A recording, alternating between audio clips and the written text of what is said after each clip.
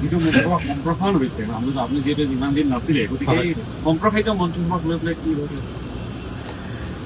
অসমত যিখন মন্ত্ৰীসভাৰ সম্প্ৰসাৰণ হ'ল মই যোৱা 5 বছৰত দেখিছিলোঁ যে আচলতে অসমত মন্ত্ৰী মানে এজনেই মন্ত্ৰী আছে মুখ্যমন্ত্ৰীৰ পাছত কামৰ মানুহ এজনেই আছে সেইজন আছিলে পীযুষ হাজৰিকা মিছা কৈ লাভ নাই মোৰ লগত সদায় কাজিয়া হয় মোৰ লগত সদায় তেওঁ কাৰণ হেৰি আছিলে কি কয় আপোনাৰ আমাৰ সংসদীয় পৰিক্ৰমা মন্ত্ৰী আছিলে সদায় বিধানসভাত মোৰ লগত তেওঁৰ কাজিয়া হয় কিন্তু কাৰ্যত অসমত মুখ্যমন্ত্ৰীৰ পাছত যোৱা 5 বছৰত এজনেই মন্ত্ৰী আছিলে কামৰ মন্ত্ৰী আছিলে সেই মন্ত্ৰীজন আছিলে পীযুষ হাজৰিকা আৰু এবাৰৰ মন্ত্ৰীসভাখনত আটাইতকৈ বেছি ডিগ্ৰেডেড কৰা হ'ল আটাইতকৈ বেছি মৰ্যাদা হানি কৰা হ'ল আটাইতকৈ বেছি লঘু কৰি দিয়া হ'ল পীযুষ হাজৰিকা মই সুধিলোঁ বহুতক মই এইকেইদিন ব্যস্ত আছিলোঁ ঘৰৰ কামত তো গতিকে বিভিন্নজনে মোক কৈ আছে যে পীযুষ হাজৰিকাক ডিগ্ৰেড কৰিলে মুখ্যমন্ত্ৰীয়ে পীযুষ হাজৰিকাক আৰু হিমন্ত বিশ্ব শৰ্মাৰ মাজত ইতিমধ্যে বিসম্বাদ আৰম্ভ হৈ গৈছে পীযুষ হাজৰিকাই মুখ্যমন্ত্ৰীৰ চকীখনৰ পিনে চকু দিছিলে সেইকাৰণে তেওঁক খেদিলে বুলি কৈ আছে মই কৈ থকা শুনিবলৈ পাইছো তো আৰু কৈ আছে যে দুটা কাৰণত পীযুষ হাজৰিকাক এবাৰ গুৰুত্ব কমাই দিয়ে আপোনাৰ জয়ন্ত মল্ল বৰুৱাক গুৰুত্ব বঢ়াই দিছে 1 নম্বৰ কথাটো হ'ল বোলে পীযুষ হাজৰিকাই এই সময়খিনিত ইমান বেছি সম্পত্তি কৰিলে যে RSS বিজেপিৰ কেন্দ্ৰীয় নেতৃত্ব আৰু হিমন্ত বিশ্ব শৰ্মাৰ চকুত পৰিছে মোৰ তেতিয়া আকৌ মনত পৰিছে যে আৰে ভাই যদি আটাইতকৈ বেছিকে সম্পত্তি কৰাৰ কাৰণে কোনোবাই মন্ত্ৰীসভাৰ পৰা গুৰুত্ব কম পাব লাগে তেতিয়াহ'লে সেই মানুহজন নিশ্চয় হিমন্ত বিশ্ব শৰ্মাই হ'ব লাগে অসমতটো আটাইতকৈ বেছি সম্পত্তি কৰিছে 2 নম্বৰী ইলিগেল টকা কৰিছে মুখ্যমন্ত্ৰী হিমন্ত বিশ্ব গতিকে যদি আটাইতকৈ বেছি 2 নম্বৰী টকাৰ কৰাৰ কাৰণে কাৰোবাৰ মন্ত্ৰিত্ব কাট যাব লাগে তেতিয়াহ'লে হিমন্ত বিশ্ব শৰ্মাই মুখ্যমন্ত্ৰী হ'ব লাগে কিন্তু পীযুষ হাজৰিকাৰ মন্ত্ৰিত্ব হ্ৰাস পাইছে গুৰুত্ব হ্ৰাস পাইছে আৰু হিমন্ত বিশ্ব শৰ্মাৰ আকৌ গুৰুত্ব বৃদ্ধি পাইছে এইটো কেনেকুৱা ধৰণৰ নৈতিকতা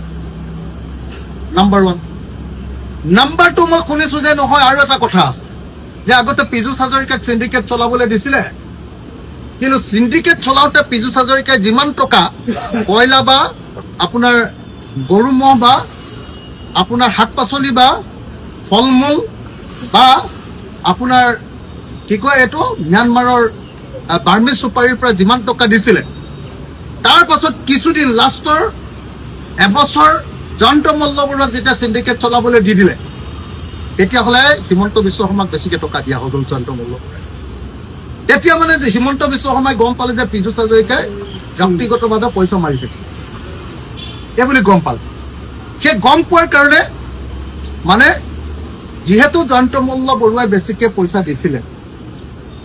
পীযুষ হাজৰিকাতকৈ সিন্ডিকেটৰ পইচা বেছিকৈ দিছিলে গতিকে জয়ন্ত মল্ল বৰুৱাক এইবাৰ বিত্তমন্ত্ৰীৰ দায়িত্ব দিছে সিন্ডিকেট কৰিবৰ কাৰণে আপোনাৰ কি কয় এইটো ফৰেষ্ট এণ্ড এনভাইৰনমেণ্ট ডিপাৰ্টমেণ্ট দিছে আৰু সমস্ত সিন্ডিকেটৰ ঠিকাটো জয়ন্ত মল্ল বৰুৱাক দিয়া বুলি মই জানিবলৈ পাইছোঁ এই বুলি মই শুনিছোঁ তো সেইটো কথা মই নাজানো কিন্তু মই এটা কথা জানো যে যোৱা সময়খিনিত সঁচাকৈ প্ৰেক্টিকেলি যদি কোনোবা এজন দক্ষ মন্ত্ৰী অসম বিধানসভাত অসম মন্ত্ৰীসভাত আছিলে সেইজন বেলেগ কোনো নহয় পীযুষ হাজৰিকা পীযুষ হাজৰিকাৰ লগত মোৰ সদায় কাজিয়া কিন্তু তাৰ পাছতো মই সদায় কওঁ যে ৱাটাৰ ৰিচোৰ্চ মিনিষ্টাৰ হিচাপে তেওঁৰ যিটো ভূমিকা আছে সংসদীয় পৰিক্ৰমা বিভাগৰ মন্ত্ৰী হিচাপে তেওঁ যিধৰণে মানে আপোনাৰ আগতে বিৰোধীক মানে হেৰি কৰিব খুজিছিল মানে ঠাণ্ডা কৰিবলৈ ব্যৱস্থা লৈছিলে এইবাৰতো বিৰোধীক ঠাণ্ডা কৰিবলগীয়া নাই এইবাৰ সংসদীয় পৰিক্ৰমা দপ্তৰৰ মন্ত্ৰী দিবলগীয়া কোনো কাৰণেই নাই কাৰণ এইবাৰ বিৰোধীয়ে নাই এইবাৰ 22 নে 24জনে মানুহ নহয় জানো গতিকে এইবাৰতো কামেই নাই অকল 24জন মানুহ গতিকে এই গোটেই ঘটনাটোৰ পৰা এটা কথা বস্তুটো খাটাং হৈছে যে জয়ন্ত মল্ল বৰুৱাৰ যিটো ওজন বৃদ্ধি পাইছে এইটোৱে হিমন্ত বিশ্ব শৰ্মাৰ হাতলৈ হয়তো সিন্ডিকেটৰ ধন অলপ বেছিকৈ যাব আগ্ৰামা মহিলাৰে গোটেই নামনি অসমখনৰ মানে গোটেই অসমলৈ সোমোৱা গোটেই গাড়ীবিলাকৰ ঠিকা দি দিছে সেইকাৰণে ট্ৰেন্সপৰ্ট ডিপাৰ্টমেণ্টটো দিছে BPF ট্ৰান্সপৰ্ট ডিপাৰ্টমেণ্টটো দি অসমলৈ যিমানখন গাড়ী আহিছে প্ৰত্যেকখন গাড়ীৰ ওপৰতে ইলিগেল অবৈধ চিণ্ডিকেটৰ টেক্স, আৰু সেই চোৱা চিতাৰ দায়িত্ব জয়ন্ত মল্লবৰুৱাৰ, আৰু জয়ন্ত মল্লবৰুৱাই পীযুষ হাজৰিকাতকৈ অলপ বেছিকৈ পইচা আনি দিয়াৰ কাৰণে পীযুষ হাজৰিকা ডিগ্ৰেডেড আৰু জয়ন্ত বৰুৱাৰ প্ৰমোচন, এই বুলি মই খবৰ পাইছোঁ। গতিকে এই মন্ত্ৰীসভাখনত এটা কথা খাটাং হৈ পৰিছে যে যিয়ে বেছিকৈ আটাইতকৈ চিণ্ডিকেটৰ মালটো বেছিকৈ গোটাই দিব পাৰিব তেওঁ ডাঙৰ মন্ত্ৰী হ'ব, আৰু যিয়ে চিণ্ডিকেটৰ মাল বেছিকৈ নিজে খাই দিব যি মন্ত্ৰীয়ে তেওঁ ডিগ্ৰেডেড হ'ব। মই বুজি পাইছোঁ সেইটোৱে, আৰু তাৰ বাহিৰেতো মই বেলেগ একো বুজি পোৱা নাই।